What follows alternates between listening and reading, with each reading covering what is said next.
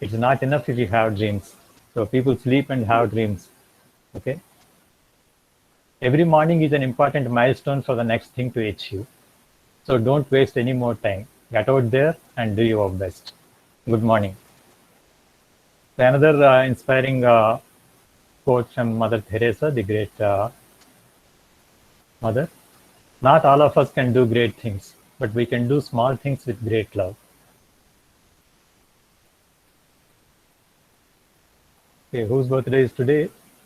So there is one great lady, Deepa Malik, born in 1970, and she is a mentally challenged or physically challenged lady, and she has chest below paralysis. And she says, I could defeat chest below paralysis the day I sat on a motorcycle and rode into record books. I proved ability beyond disability and came alive and not just lived. So very great personality. You can read about her. It's very inspiring. She had big dreams to make a country proud, but wheelchair was coming in between. She fought all the odds, kept hope against hope, and emerged as a winner, shining bright, creating history, inspiring all. So braving chest below paralysis and spinal tumor treatment for almost 20 years. Deepa is on a mission, ability beyond disability.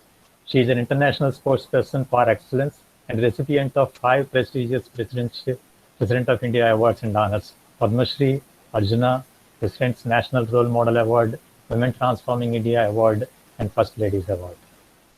And the medals that she has got in shot put, javelin throw, biking and swimming, and so many, there are listless to her credit.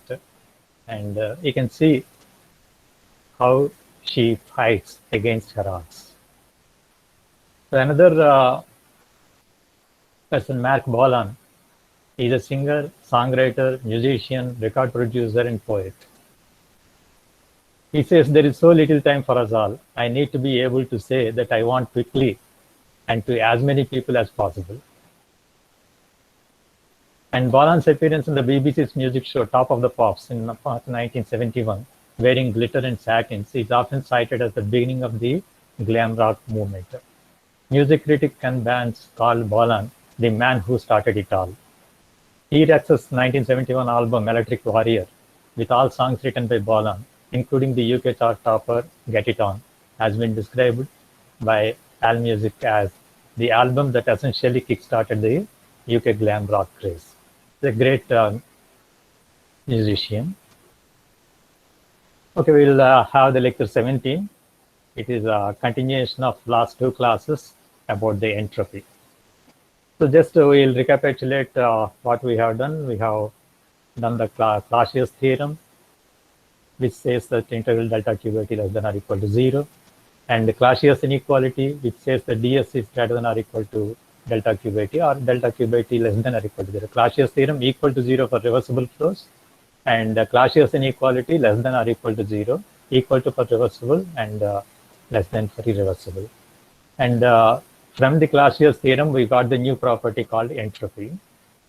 So this, which is integral delta q by t reversible. And we got the law of increase of entropy, or principle of increase of entropy, so which says that ds is greater than or equal to delta q by t. That is, for every process, there is increase of entropy. And it tries to be maximum for the universe. So once it reaches to the maximum, that is what is called as thermal equilibrium of the universe, or heat death of the universe. And we have done the applications of principle of entropy, and between 2 bodies, and when 2 mix together, different irreversible processes we have taken. And we have seen that in each irreversible process, there is an increase in the entropy. And then we have seen entropy of a pure substance. And if you take the saturation curve, so we will have how to get the entropy for compressible liquid or subcooled liquid, and how to get the entropy for a water vapor mixture if you have dryness fraction, and how to get the entropy for superheated steam. So when you have temperature and pressure both, you can find out the entropy from the superheated tables. And then we have seen entropy generation in an open system. So because ds is greater than or equal to delta Q by T, if I want to make it equal, so there is something I have to add, which is called SGen, or the entropy generated. And when there is mass transfer for an open system, sorry, this is reversed. Open system later we have studied. And when there is a mass transfer, so there will be increase of entropy due to mass transfer, because entropy enters with the mass and entropy leaves in the mass, and we have to see what is the net entropy that increases or changes the entropy of the system. And then entropy due to heat transfer, and then entropy generation, all of them together. And then we have seen the TDS relations. Quickly, we can again see those slides. So, and also we have seen the Carnot cycle on a TS diagram. Like PV diagram, TS diagram is also popular because isentropic relation is widely used in various cycles. So if you take a Carnot cycle, two reversible isothermals, which are horizontals, two reversible adiabatics, which are isentropics or verticals. So we will have a rectangle for a Carnot cycle, and the area included in this will give me the net work transfer in the Carnot cycle. So clockwise cycle is a positive work, and the negative anti-clockwise cycle, negative work. So power plant IC engine will have clockwise cycles. Refrigerator heat pump will have anti-clockwise cycles. And the first law of thermodynamics says integral delta W is integral delta Q. And integral delta W is area of PV diagram. Integral delta Q is area of TS diagram, because these two are same. So when you draw a cycle on PV diagram and TS diagram, the areas included in both the diagrams must be equal. Okay. So that's what we have seen. And increase of entropy principle, we have seen ds greater than or equal to delta Q by T. And so delta, if you integrate it, S2 minus S1 is equal to integral delta Q by T plus Sgen. So this is entropy generated. And so ds of universe is greater than or equal to 0, because for universe delta Q by T is delta Q is 0, isolated system. So ds of universe is greater than or equal to 0. ds of universe is if there is a system and the surroundings together, it is universe. So the sum of the change of entropy in system and surroundings is greater than or equal to 0. So here we talked about the heat depth of the universe, which is state of maximum entropy and which is state of thermal equilibrium or equilibrium. And applications of entropy principle, we have seen that if there is a heat transfer from high temperature body to a low temperature body, there is a decrease of entropy here, there is an increase of entropy here, but this increase is more than the decrease, and so the total is found to be a increase of entropy in the universe. That is, if TH is greater than TL, then entropy increase for the universe, and the process is irreversible and possible and practical. If it is equal to, it is a reversible process. TH less than TL, if I do something, because I know that if TH is less than TL, I cannot have Q this way, and that is impossible and violates the second law. And when mixing of two fluids take place also, we have seen, so if M1 C1 T1, this is M2 C2 T2, the final temperature will get like this. And if you find out the entropy decrease in the high temperature part and entropy decrease in the low temperature part, and if you add it, I am going to get the delta S universe like this. And here we get arithmetic mean, and here we get geometric mean for these two temperatures. And for any two numbers, arithmetic mean is always greater than the geometric mean. That is proved here. And so delta S universe is greater than or equal to 0. In that way, we have seen that principle of increase of entropy practically is right. And whenever there is entropy transfer, there is a heat transfer, because when entropy is transferred, here the entropy is decreasing, means some entropy is going here.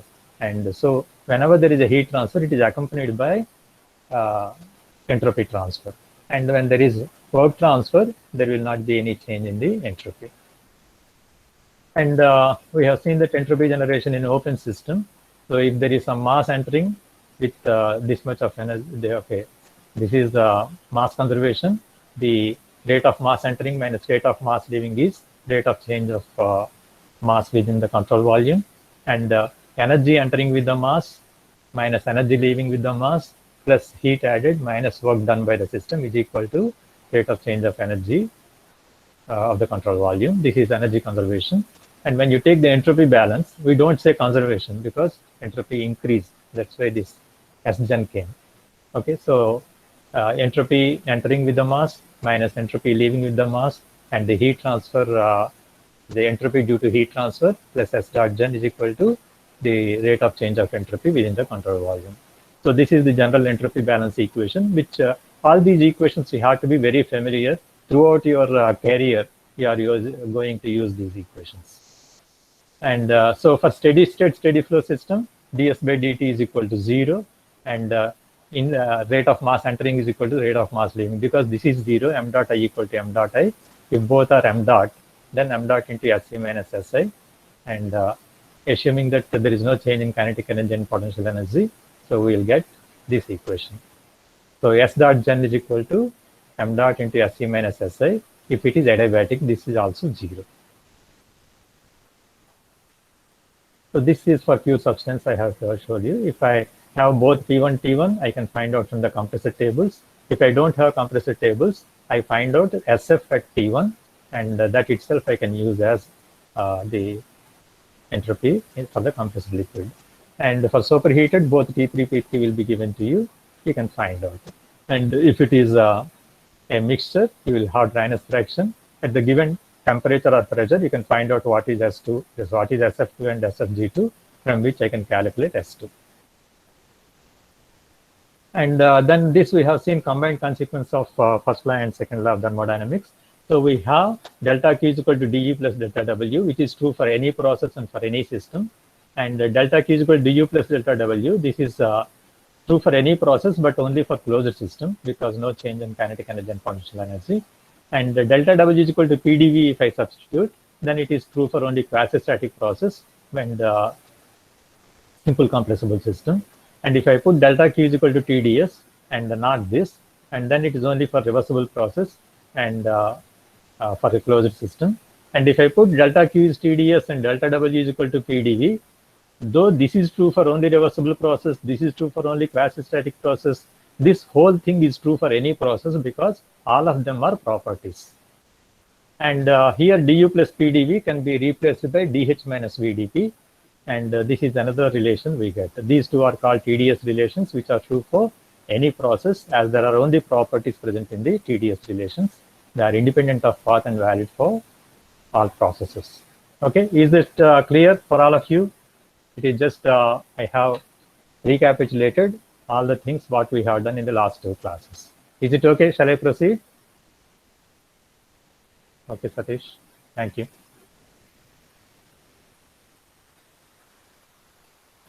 Okay, next, expressions for change of entropy for different processes. I have to calculate, okay?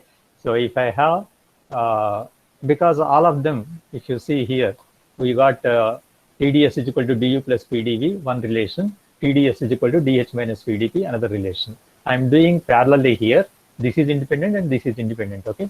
So here du is equal to CV dt, and if I divide by T, ds is equal to CV dt by T plus P by T dV. And from the equation of state PV equal to RT, P by T is equal to R by V, and I can write like this. If I integrate it from 1 to 2 for a process, so S2 minus S1 is equal to CV log T2 by T1 plus R log V2 by V1. Okay, this is one equation for finding out the change in entropy in a process. And we get another relation from here. If you substitute dH is equal to Cp dt, and when you divide by T, ds is equal to Cp dt by T minus V by T dP, and V by T is again V by T is equal to R by P. If I substitute here R dP by T, and again integrate it, S2 minus S1, Cp log T2 by T1 minus R log P2 by T1. Okay, this is another relation. I can use either this or this, no problem. So if I have both temperatures and specific volumes, I use this. If I have temperatures and pressures at both the states, I can use this, okay, depending on what data available. Suppose instead of having, if I don't have temperatures, but I have pressures and specific volumes, right? So I can use this equation of state. T2 by T1 is P2 by P1 into V2 by V1. If I substitute that here, right, and there are two P2 by P1s are there. If I add these two, CV plus R becomes CP. So Cp log V2 by V1 and Cv log P2 by P1. This is the third relation. Okay, these two are the relations. Any relation is true or valid for any process. Okay, so based on the type of process, I can choose one of them. Okay, why? Because if I take isochoric process, V1 equal to V2. So this R log V2 by V1 becomes 0. I can use this equation so that only this is sufficient. Similarly, if I take isobaric process, take this equation or this equation, because P2 by P1 is 1, this is 0. So here also this will become 0. So I can use either this or this. Okay. Similarly, if I take isothermal process, T1 equal to T2, this Cv log T2 by T1, Cp log T2 by T1 will be 0. If I have volumes, I can use this relation. If I have pressures, I can use this relation. Like that, I can use any one of the relation based on the process. Isochore, you take the relation with V1 by V2, V2 by V1. And isobar, you take the relation with P2 by P1. Isotherm, you take the relation with T2 by T1, so that one of the term will be 0 and we will have only a single term. Okay, so that is it. So if you take adiabatic process, because S2 minus S1 is 0, right? Reversible adiabatic, okay? So this is 0. So Cp log V2 by V1 is equal to Cv log P2 by P1 plus P2 by P1 is equal to 0. And if you rearrange them, Cp by Cv is gamma. So V2 by V1 by gamma is equal to P2 by P1. So P1 V1 power gamma is equal to P2 V2 power gamma, or PV power gamma equal to constant.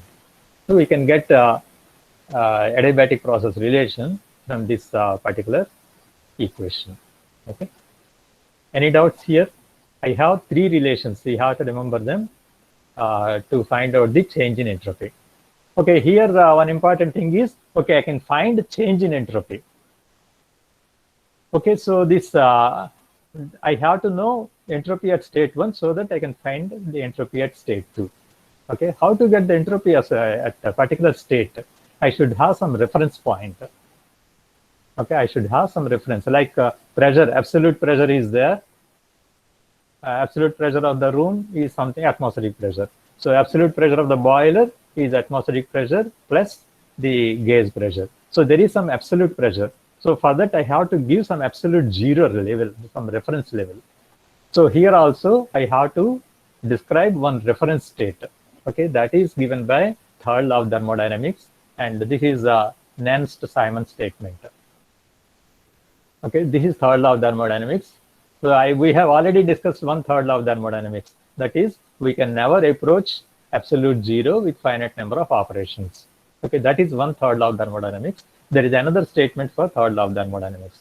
The entropy of a pure crystalline substance at absolute zero temperature is 0. So we take the reference absolute zero for the entropy, where I take entropy as 0. So anywhere entropy, by change of entropy, I can find out what is the entropy at different states. So since there is no uncertainty about the state of the molecules at that instant, so at absolute zero, there is no uncertainty, right? That's why we take entropy to be 0 there. That is minimum entropy. That is highest order. Okay, so at 0 Kelvin, there is highest order. As the temperature increase, the order decrease.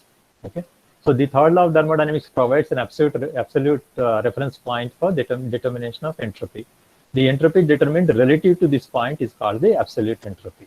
Okay, so if you have in the table some entropy given at this pressure and temperature, that is absolute entropy with respect to 0 entropy at 0 Kelvin. Okay, so that is the third law of thermodynamics. So as I told, there are two statements, and both statements related to absolute zero temperature. Okay, there is one more thing, small things we'll discuss. These are very important later, maybe looks a little bit not that important, but when you come to some particular topics, they will show its importance. Like we have discussed that on a PV diagram, if there is an isotherm and isentrope, okay, or adiabatic line and isothermal line, we have seen that. So which is taper? An isentrope is more taper than isotherm. Okay, so that's what we have discussed. In the same way, on a TS diagram, I can have constant pressure lines and constant volume lines, isobars and isochores. Okay, so if somebody asks which is more steeper, which is whether isochore or isobar. So if on a TS diagram, if I want to see the slope of a particular curve, so dt by ds is the slope. So dt by ds for a constant isochore and isobar can be obtained from the TDS relations. If I take TDS is equal to du minus pdv, then for isochore dv is 0, right? So if this is 0, du is cv dt. So TDS is equal to cv dt. And I want dt by ds. So dt by ds is t by cv. Okay, this is the slope of an isochore. In the same way, if I take TDS is equal to dh minus vdp, the other TDS relation, and for isobar this is 0, so TDS is equal to Cp dt, and again dt by ds is t by Cp. This is slope of isobar. Okay, and we know that Cp is more than Cv. Okay, if the denominator is more, the whole value will be less. Okay, so this is smaller and this is larger. Okay, that is the slope of an isochore is greater than the slope of an isobar. Okay, that is the conclusion. Okay, so the slope of an isochore is greater than the slope of an isobar on a TS diagram. This is one conclusion. There is another conclusion also we will make. Because isobar, if I take dt by ds is t by Cp, that is, as t increases, the slope of the isobar increases. That is, it goes like this. Here the slope will be less, here the slope will be more. Here the slope will be less, here the slope will be more. And if you see here, the another important conclusion that can make is the isobars diverge on an TS diagram. The isobars diverge on TS diagram. Okay, so this is important. Isochores also same thing happens because either T by Cp, T by Cv, similar conclusions we can make. Right, as T increases, the slope of the isochore also increases on a TS diagram. And as you go towards the higher temperatures, the slope is still high here and it is a bit low. So they diverge. Isobars diverge on TS diagram and isochores also diverge on a TS diagram. Okay, these are important. Suppose I tell you something. Okay, and you have studied Otto cycle and diesel cycle. I don't know how much you remember. Okay, in Otto cycle and diesel cycle, there are three processes are same. Only combustion process is different. Okay, so in Otto cycle, there will be two isentropics or adiabatics, whatever you say, two isentropics and two isochores. Okay, and for a diesel cycle, there will be two isentropics and one isobar and one isochore. Okay, so there are three processes are same and only one process, combustion process, is different. So this is isobar and this is isochore. And if I add one vertical line here and one vertical line here, this is an isentropic line, this is an isentropic line, and draw an isochore here. Okay, for both the cycles I get on the same figure. Okay, draw a vertical line, draw a vertical line, draw an isochore here. These three lines with this line becomes Otto cycle. These three lines with this line becomes diesel cycle. Could you imagine what I'd say? Is that clear? So the question will be now, which will give me more work, Otto cycle or diesel cycle? Can anybody answer me? Which will give me more work? That is, which gives larger area? So which will give more area? So which will have isochore, which will have isobar in the cycle? In the combustion, which is constant volume combustion, which will have constant pressure combustion? Can anybody tell it?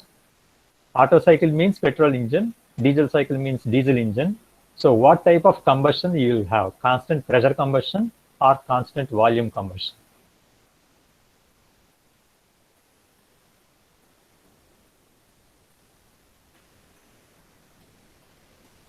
Yeah. Uh,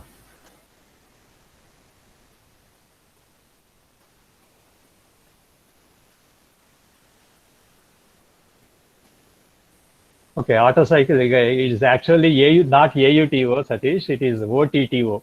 Okay. Anyhow, Otto uses Otto cycle sometimes because Otto now we have both petrol engines and diesel engines. And okay. And Mahendra, it's not diesel cycle. Diesel cycle has constant pressure combustion. So constant pressure, if you see that line,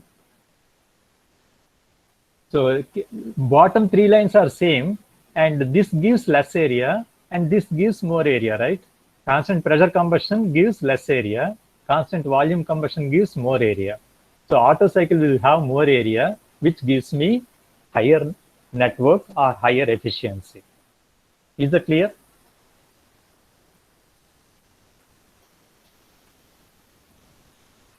Is that clear?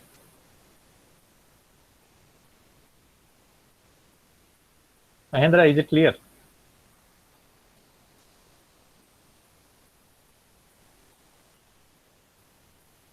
Okay, so that is the way I can, just by seeing the figures, I can tell which will be better, which will give higher efficiency.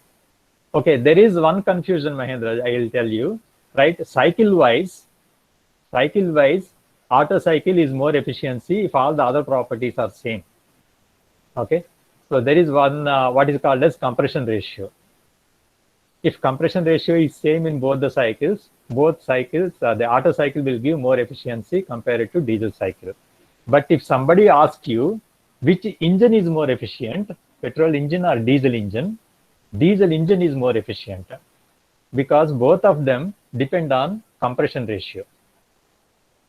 Okay, so here actually this vertical line, if it is very large, I can have more area. And for diesel cycle, the pressure ratios or compression ratios are very large, and so the efficiencies are high for diesel engine. But if I take both cycles for the same compression ratio, Otto cycle is more efficient. So this is another important thing. Maybe in the vivas or in the entrance exams, such questions will be asked. Which cycle is more efficient? You cannot say exactly. But if the compression ratios are same, Otto cycle is more efficient. But practically, in petrol engines and diesel engines, the compression ratios of diesel engines are very high. That's why they are very heavy also. Okay, heavy engines. Petrol engines are lighter engines. That's why diesel engines are more efficient. Okay, so in that way, Mahendra, one thing you told is right. That is, diesel engines are efficient. But when you come to cycle for the same compression ratio, which I explained, that is, these three are same, only these lines are different, then Otto cycle is more efficient. Okay, this is one particular thing I want to stress on. And another important thing, that is the isobars diverge from each other. Okay, I don't know if anybody remembers gas turbine cycle, which you are going to study in turbo machines, that is Brayton cycle. So Brayton cycle comes like this, two isobars like this, and two isentropics. Okay, two isentropics like this. So that becomes a Brayton cycle. And this vertical line, this is compression, this vertical line is expansion. This is the work that I spend on the compressor. This is the work I get from the turbine. Okay, and so this work by the compressor is DH or CPDT. So it depends on the distance between these two. The work of the turbine, the work of the compressor depends on the vertical distance between these two. Okay, if these are parallel, these two will be same, and all turbine work will be taken by compressor, and there will not be any net work possible. But because these are diverging, this line will be shorter, this line will be longer. So there will be more work obtained from the turbine than the work absorbed by the compressor. I will have net work available. Okay. So this diverging of isobars on a TS diagram is very, very useful feature when you design a gas turbine. Okay, these are some things, some concepts which you have to know. Normally, nowhere it will be written properly.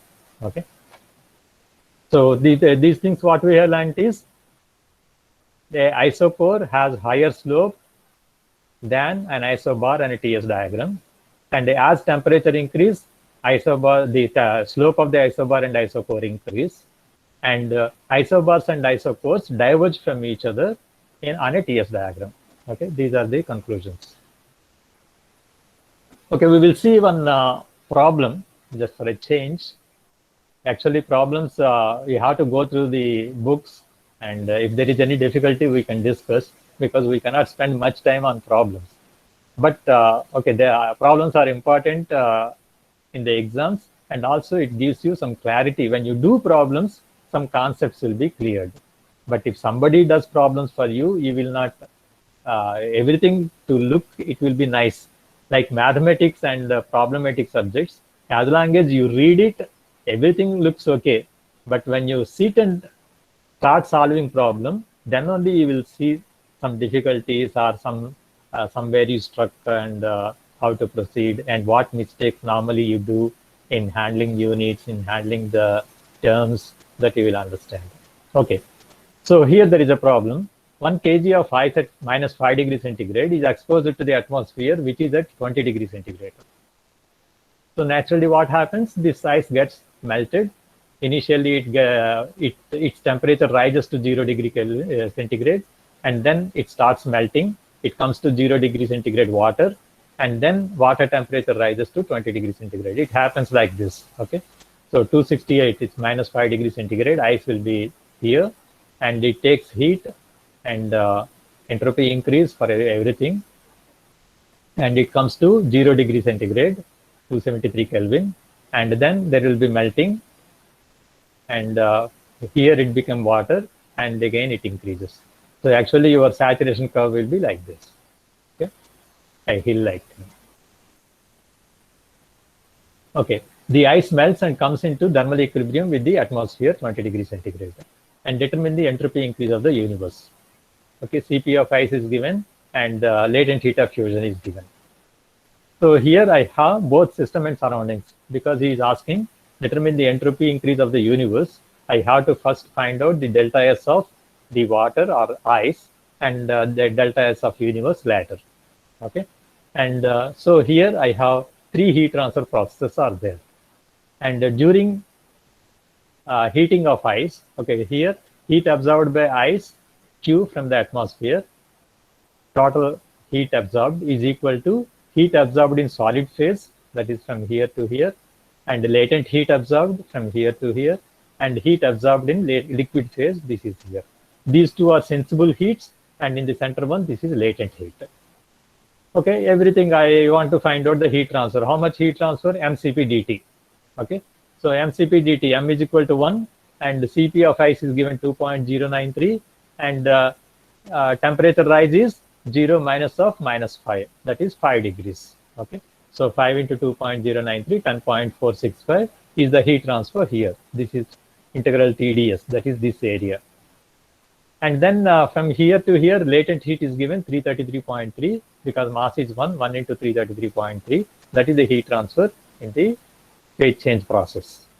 Then again, while it is liquid, sensible heat, it is mCp dt again. M is 1 only, and the Cp of water is 4.18. It will not be given in the problems, you have to remember, right? So Cp and Cv of air and Cp are, for water, Cp and Cv are same. For solid and liquid, Cp and Cv are same. For gases only, Cp and Cv are different, and Cp is high and Cv is low. Okay, because there is R there. Here there is no R. Okay, Cp of water here, and temperature difference 20 minus 0. This is this. So this is the total heat transfer. Okay, so because why I am interested in heat transfer? Because I have to find out delta T. Okay, how to find out delta T? And here there is temperature change is there. So here Cp dt by T, ds is equal to Cp dt by T. So mCT CpdT by T, because this is the constant pressure process. Okay, and so 1 into 2.093, this is log T2 by T1. Okay, Cp log T2 by T1. If you remember this TDS relations, S2 minus S1 is equal to Cp log T2 by T1 minus R log T2 by T1. So this is taken.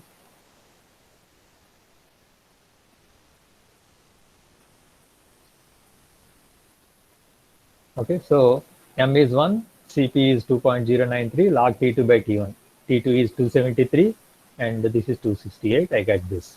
And during phase change process, because temperature is constant, thermal energy reservoir like thing. Okay, so this is, if temperature is constant, then it is Q by T directly.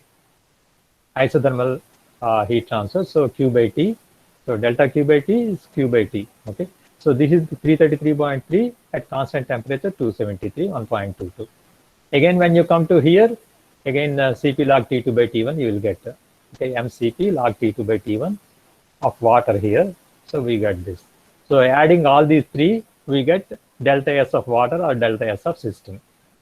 And what about delta S of atmosphere? Delta S of atmosphere, it is losing heat. It is losing heat, and temperature is constant. Again, we will get Q by T. So minus, this is minus Q, minus 427.5 by 293. So there is entropy decrease of the atmosphere or the surroundings, right? And there is entropy increase because ice is taking heat. So this is positive. So this delta S of universe is 1.5549 minus 1.46. So you can see that the increase of entropy by the system is more than decrease of entropy of the atmosphere. I will have net entropy increase in the universe. Okay. So this is what way you have to do about it. And here there is an extension to the problem. What is the minimum amount of work necessary to convert the water at 20 degrees centigrade back into air at minus 5 degrees centigrade? So now I have water at 20 degrees centigrade. I have to bring it to ice at minus 5 degrees centigrade. Means I have to have a refrigerator working between these two. So I have a refrigerator I should have working between the atmosphere and the system, which is water at 20 degrees centigrade, and heat is to be taken, and it is to be made ice at minus 5 degrees centigrade. And how much heat is to be taken? Already we have found out. This is 427.5 heat is to be taken. So this much of heat is to be taken. And what is the minimum amount of work that is needed? So if this is Q, this is I have to find out. So Q plus W, it goes into the atmosphere. And so the condition is, again, if you find out delta S of universe, it must be greater than or equal to 0. Okay, so that condition I have to take to find out what is W minimum. Okay, delta S of universe is delta S of system plus delta S of refrigerator plus delta S of atmosphere. Okay, and delta S of system, the same thing, because whether we go in the forward direction or backward direction, entropy change will not change because it is a change in property. Okay, this entropy change we have found out. Delta S of the system is 1.5549. Okay, so this is minus 1.5549 now because entropy is decreasing. Okay, it is losing. Okay, minus 1 point. This is from the previous problem because delta S is independent of the path. What is delta S of refrigerator? Assuming it is reversible refrigerator, delta S is 0 because it is reversible refrigerator. And delta S of atmosphere, heat transfer, already I know how much heat is to be transferred, and this is at constant temperature. So delta S heat transfer by T. Okay, what is the heat transfer here? Q plus W by T. Now Q plus W by T. So Q is already 427.5 plus W, whatever minimum I have to find out, by 293. Okay, so the sum of these three should be greater than or equal to 0. Okay, so minus 1.5549 plus 427.5 plus W min by 293 is greater than or equal to 0. And if I solve it, I will get W minimum is greater than or equal to 28 kilojoules. It should be minimum, okay, because it can be greater than, but minimum is 28 kilojoules. This is the way we have to find out what is the minimum work that is required to cool 1 kg of water at 20 degrees centigrade to ice at minus 5 degrees centigrade when the atmosphere is at 20 degrees centigrade. Is the problem clear?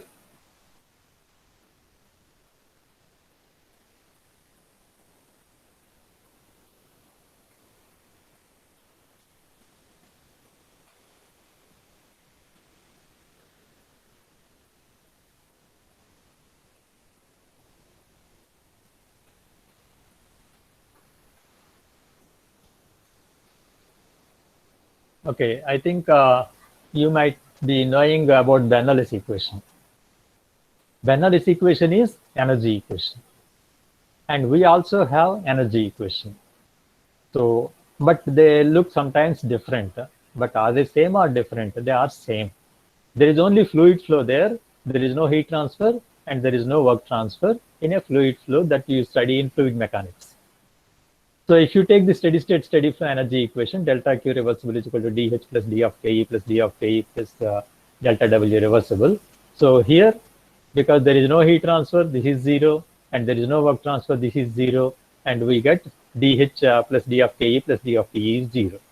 And dH for from TdS relation, TdS is equal to dH minus VdP, right? So this is because if I take frictionless process, if you remember, Bernoulli's equation is assumed to be inviscid because there is no friction. So if there is no friction, it is irreversible. TdS is 0 and dH is VdP. So dH is equal to VdP, or small v is 1 by rho, dP by rho. Okay. So dP by rho plus CdC plus GdZ is equal to 0. This is the differential form of the energy equation, and this is also called as Euler's equation. This also you will come to know in your fluid mechanics. And if I differentiate with integrate with from state 1 to state 2, integral dP by rho, integral CdC plus integral GdZ is equal to 0.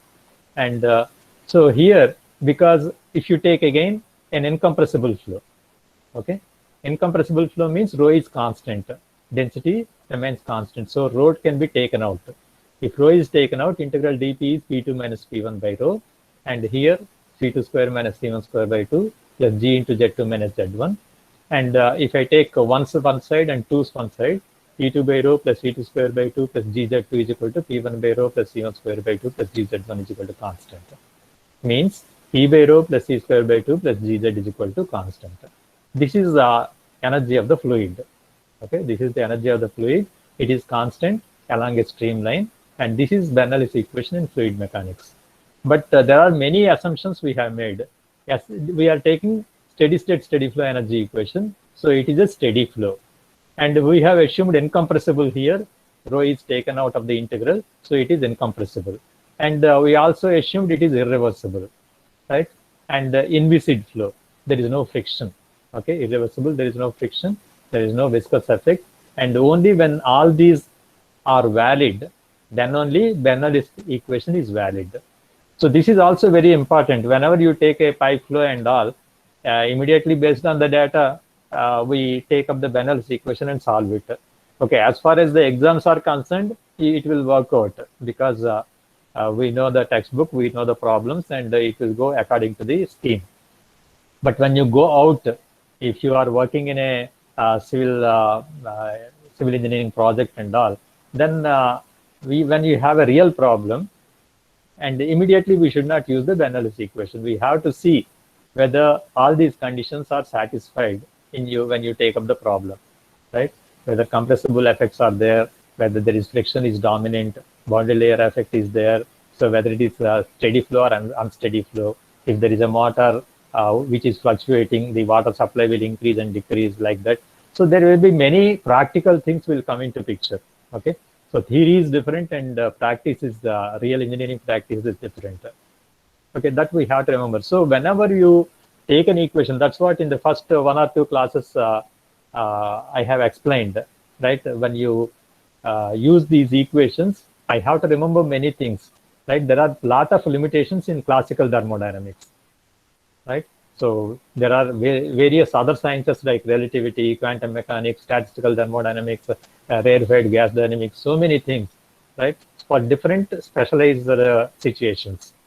So only very simple situation, normal situation, we can use the classical thermodynamics. In the same way, Bernoulli's equation also, when you use, you have to understand the limitations, constraints. Whenever you use the equation, you have to understand that. Is that clear?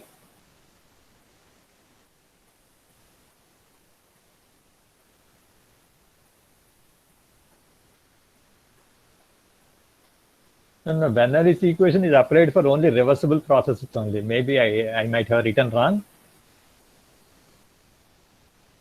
Right? It is they are for reversible only. There should not be any friction. Frictional losses should not be there. I don't know. Did I write wrong somewhere? Ready incompressible. Oh, okay. This is wrong. Okay, it is reversible. Thank you. Okay, this is reversible, because when I write, I do small mistakes. Okay, and even in my speaking also, there may be some mistakes. In my writing also, there may be some mistakes. Better you ask, because everything is not a Bible here or a Gita here, right? So then I am a human. I am not God. I am going to make some mistakes, right? But you have to understand the concept clarity and all. Books are there. Okay. Thank you. And some remarks about entropy, right? So already we have discussed all these things. Processes can occur in a certain direction only, not in any direction. A process must proceed in the direction that complies with the increase of entropy principle. That is, Sgen should be greater than or equal to 0.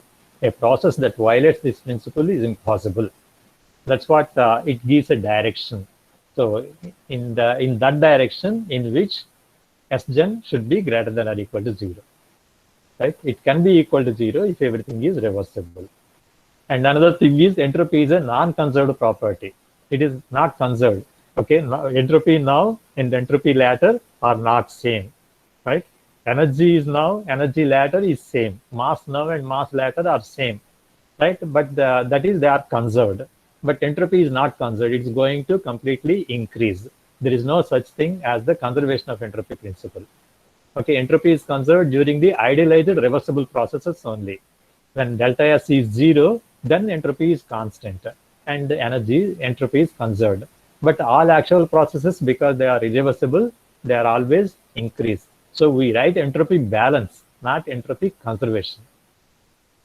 So the performance of engineering systems is degraded by the presence of irreversibilities. Whenever there is an irreversibility, its quality gets reduced. And the entropy generation is a measure of magnitude of the irreversibilities during the process.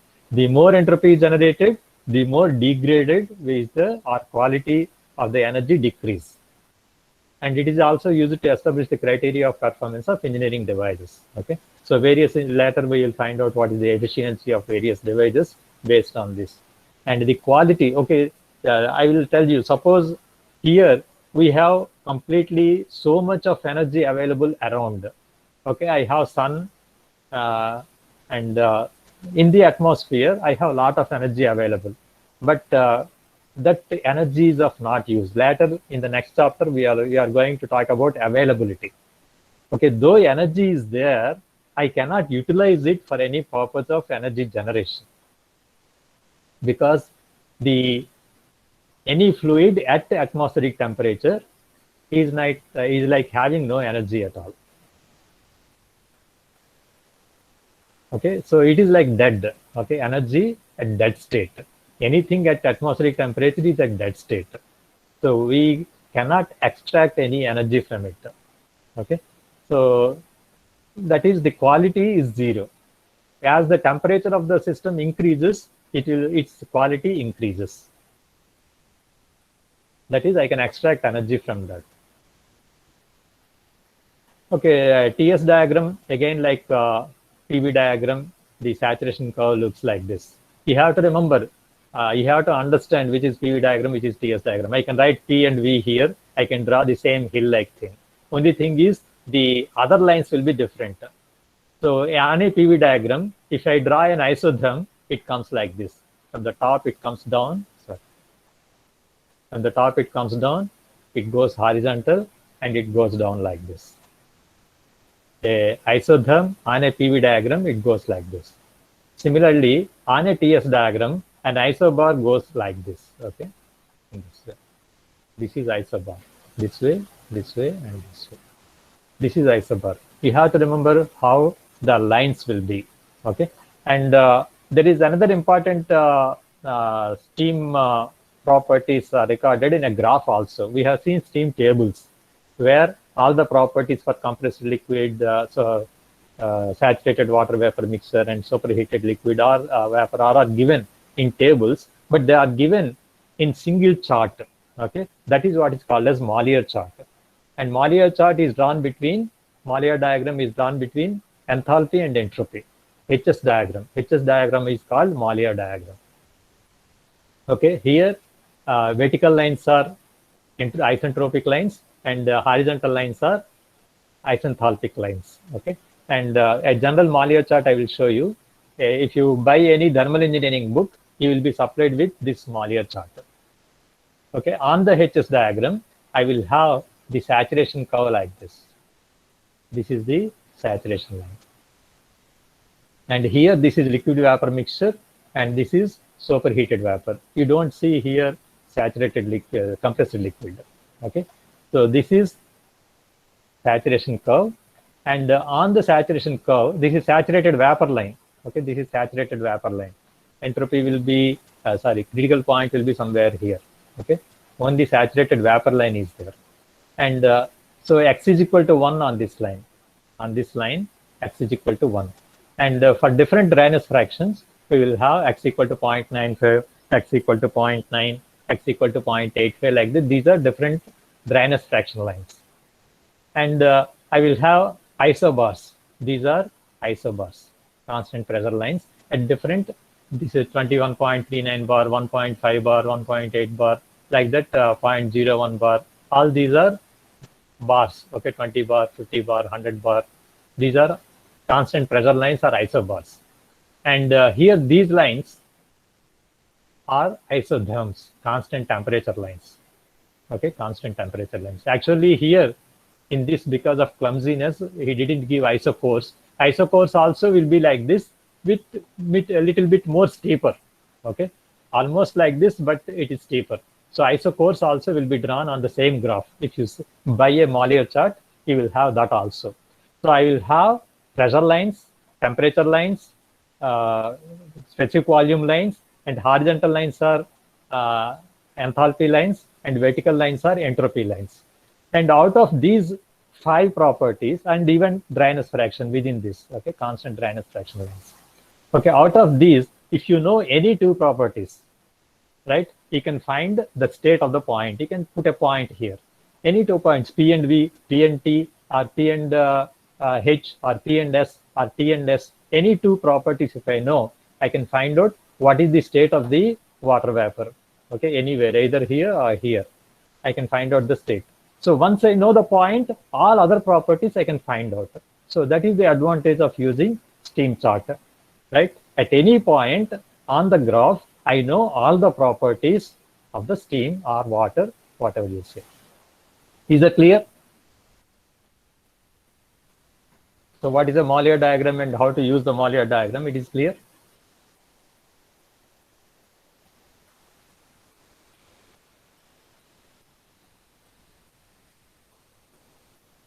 Okay, we will stop here. We will continue it in the next class. And okay, go through them again and again, right? Entropy concept is very, very important because like in programming, pointers concept is very important. When you go out for a software job, they will ask more questions on pointers. And if you say, I am interested in thermal subjects, so people are interested to know whether you have clarity about entropy, right? So some more things also we will see in the next class. And any questions?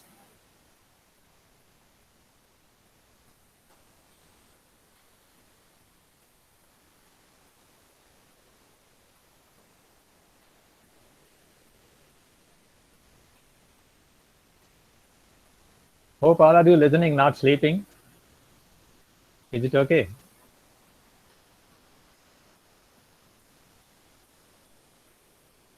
Okay, we will go to today's story.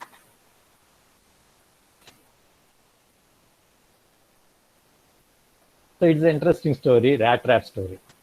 So there is a farmyard where there is a farmer and his wife and some animals within the farm, and all are moving close together. They are friends, and so one day a rat looked through a crack in the wall to see the farmer and his wife opening a package. They brought a package and they are opening it, and it is so enthusiastic. Okay, some food may be there. What food might it contain? He was aghast to discover that it was a rat trap. Okay, they are fed up with the rat and they wanted to trap it and throw it away or kill it. And so it is stunned and it was aghast. And retreating to the farmyard, the rat proclaimed the warning: "There is a rat trap in the house. There is a rat trap in the house." She is telling, it is telling all to the friends. And nobody bothered. The chicken clucked and scratched, raised her head and said, "Excuse me, Mr. Rat, I can tell this is a grave concern to you, but it is of no consequence to me. I cannot be bothered by it." And then Rat turned to the goat and told him, "There is a rat trap in the house." "A rat trap in the house? I'm so very sorry, Mr. Rat," sympathized the goat, "but there is nothing I can do about it but pray. Be assured that you are in my prayers." Okay, that's what happened. Sometimes when you go by a roadside and somebody was in accident, and many people see it and they go away without bothering about it. Okay, so something somebody is troubling another person and you see it and you just go away. Many times people won't bother about what is happening to the others, right? And they are afraid that okay, they will be in trouble or they will be trapped or something like that. Okay, and then another, there is a cow also. The rat turned to the cow and she said, like, "Oh, Mr. Rat, a rat trap, I am in grave danger." So that, and nobody bothered. Okay, so the rat returned to the house, head down and dejected to face the farmer's rat trap alone. Okay, and there is nobody to share her grievance. And that very night, a sound was heard throughout the house, like the sound of a rat trap catching its prey. Sudden top, there was sound. The farmer's wife rushed to see what was caught. Okay, she was happy that rat may be caught. So in the darkness, she did not see that it was a venomous snake whose tail the trap had caught. The snake bit the farmer's wife. The farmers rushed her to the hospital. She returned home with a fever. Now everyone knows that you treat a fever with fresh chicken soup. So the farmer took his hatchet to the farmyard, to the soup's main ingredient, and he killed the chicken. His wife's sickness continued, so that friends and neighbors came to sit with her around the clock. To feed them, the farmer butchered the goat. And the farmer's wife did not get well at all. And finally she died, and so many people came for her funeral that the farmer had the cow slaughtered to provide meat for all of them to eat. Okay, this is what happened. And before the cat's eyes, okay, she sees all of them one by one gone. So the next time you hear that someone is facing a problem and think that it does not concern you, remember that when there is a rat trap in the house, the whole farmyard is at risk. So that you have to understand. Whenever there is somebody in problem, and if you are not caring about it, just think about if you are there in that place, and if nobody cares about you, so how will be your feeling? Okay, always place yourself in the other shoes before you take any decision. Okay, thank you very much. Okay, if no doubts are there, so we'll stop the lecture. Okay, see you again in the next class. Anything anybody want to ask?